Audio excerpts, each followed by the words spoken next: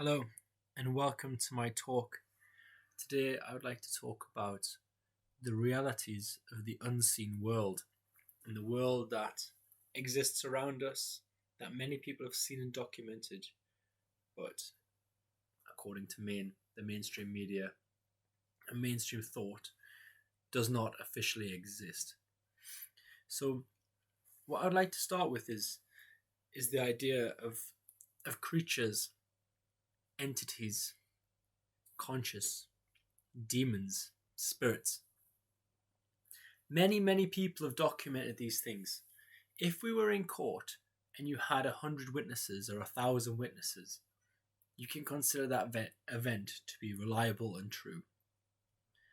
Many people, hundreds, thousands, across different cultures, across different continents, different countries, different languages, have seen spirits, ghosts, entities we'll call them. What I would like to do is try and decipher and discover what they actually are. I like to take a very scientific and model approach to say that we have these things, we have these reports, we have these sightings, we have the experiences we've all felt ourselves. I know I have. The experiences, if you ask 2, 3, 5 people, one of them will have an experience of some kind of paranormal encounter. So there is no doubt in my mind that these things are real. Not only do we have the experiences of people feeling fear, having their hair stand up on the back of their necks and their arms, feeling that their presence of being watched, feeling that they've seen something, actually knowing they've seen something seen by multiple people. But we also have the evidence that people have heard voices, people have heard them speak, people are terrorized, people have their lives ruined and destroyed, all on the basis that there is something non-human acting upon them.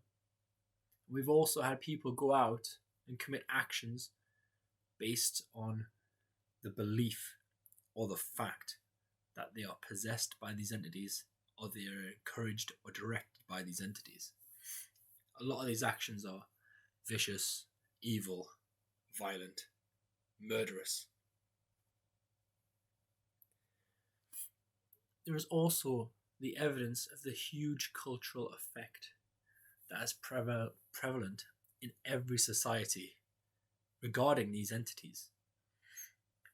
Not just in modern society, such as horror films and fairy tales and ghost stories, but in the past, in every religion in the world, in the ancient times, in ancient religions, in ancient Greece, in cults, everywhere, in folk tales everywhere. For me, this is sufficient evidence to conclude that there is something going on, that there is something tangible there. All this would not come from nothing. All this would not come from the imagination of 1 or 2 people and someone said that's a good idea and spread it. This is definitely direct. Another evidence I have is people who have no belief in such things, and then they themselves encounter something that they can't explain, and then they turn to believing in these things. What a ghost is, or a spirit, or an entity is, at the moment, I cannot say. I don't like these hundreds of labels, because a lot of these labels have connotations of their own, such as a ghost. It has the connotation of it was once a human being a person who was alive and has since died and become disembodied and wanders the earth, haunting whoever it encounters. Scientifically, I can't confirm that. But what I can confirm is that they are conscious entities that exist. Many of them malevolent, perhaps some of them benevolent. But anything beyond that is what we're going to look into and investigate. It's well known that your mind has different states of awareness, and when you're in a very depressed and dark state, you can see the world from one point of view, and when you're feeling very happy and excited and enthusiastic, you see the same events from completely different points of view, which is very, very interesting. But it's not just your personal point of view. Perhaps it's what you can actually see yourself and in the world around you. And I know that many people who have been depressed, have been down, have been feeling under the weather, and also people who have more serious conditions and are in hospital with mental health issues and other such issues, and just generally feeling in a negative place, are very susceptible to seeing a lot of negative entities and creatures. A big example of this is the shadow people. And you don't even have to be in that big of a negative place before they emerge into your world.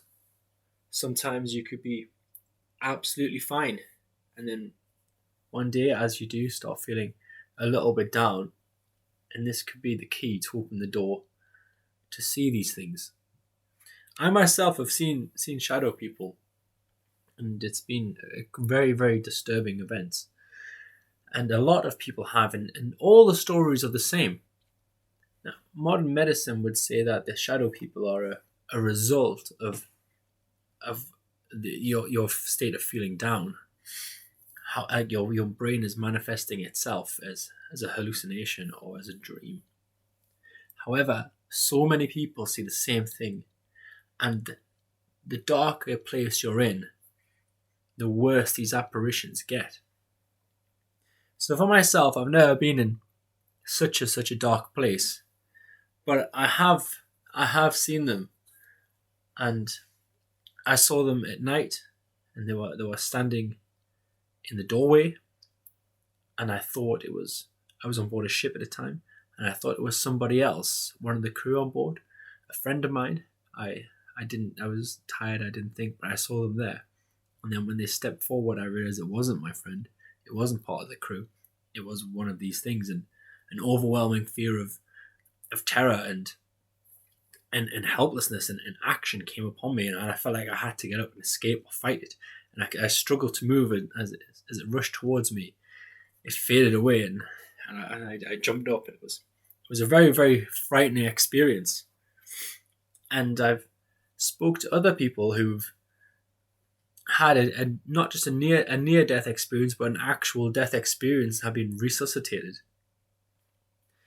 And after their resuscitation, in the months afterwards, they would have extreme, what he called, nightmares of these shadow people, both a male and a female, being close to them, being sat on top of them while they're asleep, having their face pushed in their face, dark black eyes, but being able to see the features of the face.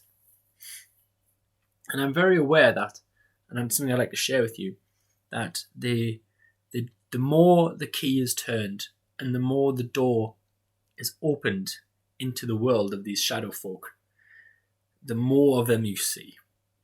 So for myself, I just saw an outline of a shadow. It wasn't the first time I saw it, but that was a very recent time. This was only last year.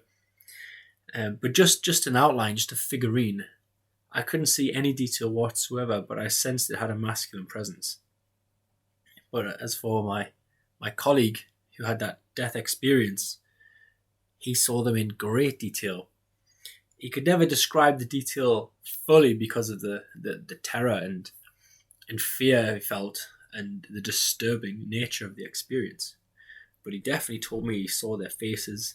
He saw the woman was wrinkled and her face was disgusting, and her eyes were solid and black, and her hair was wild.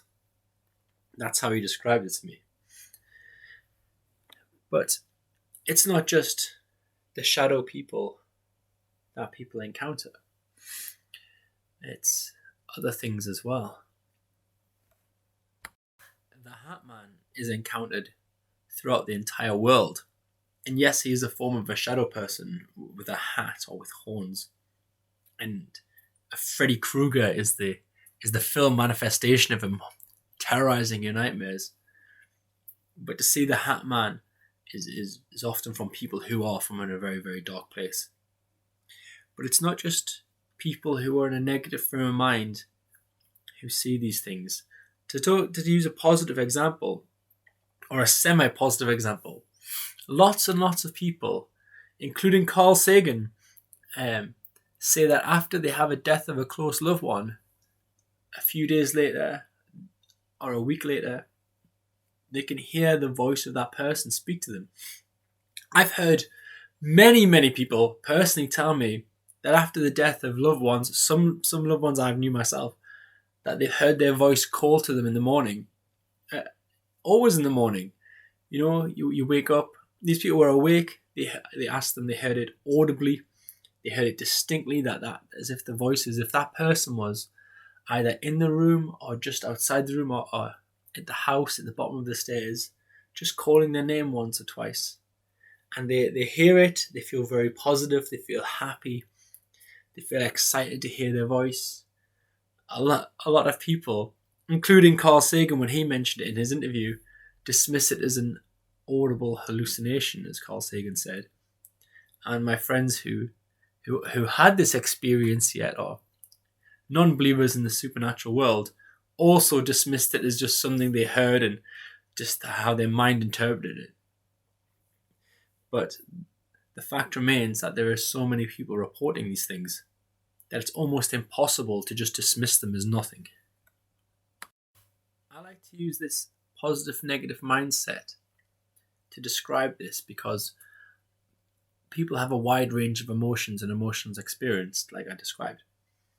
But there's also a great field of study into how people react when you have a different mindset. In the research of Dr. Bruce Lipton, he says people with a loving, open mindset experience healing, experience happiness, experience rejuvenation of the body, and people in a closed off and negative mindset experience a lower immune system and detrimental effects on the body. But it's not just the body we're talking about. It's the unphysical world we're talking about. Perhaps the realm of a mind. The mind itself is an unphysical thing. Your soul. And people in different states of awareness can experience different things. Things that may be real, but an experience you're not open to. You're not aware of. For example, in children have a massive imagination. They have massive capabilities for art and creativity that most adults, I think in the study I read, it said 97 or 88% of adults in overall do not have.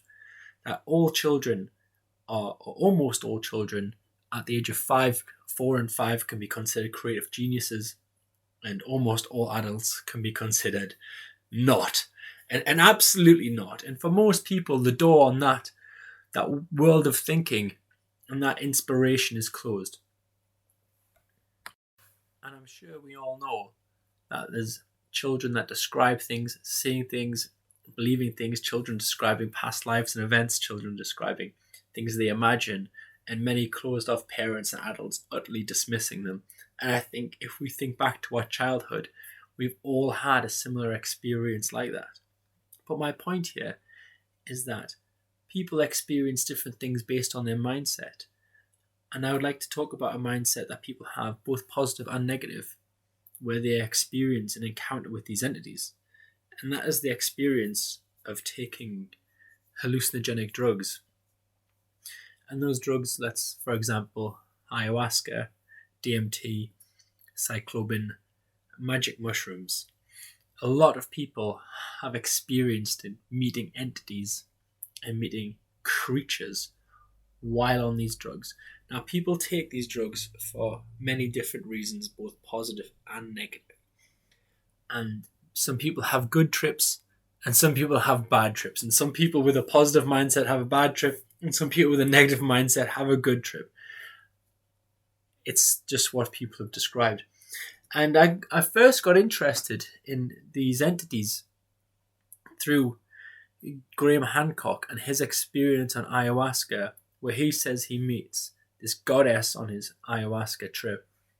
And the strange thing, and she gives out wisdom and knowledge and healing.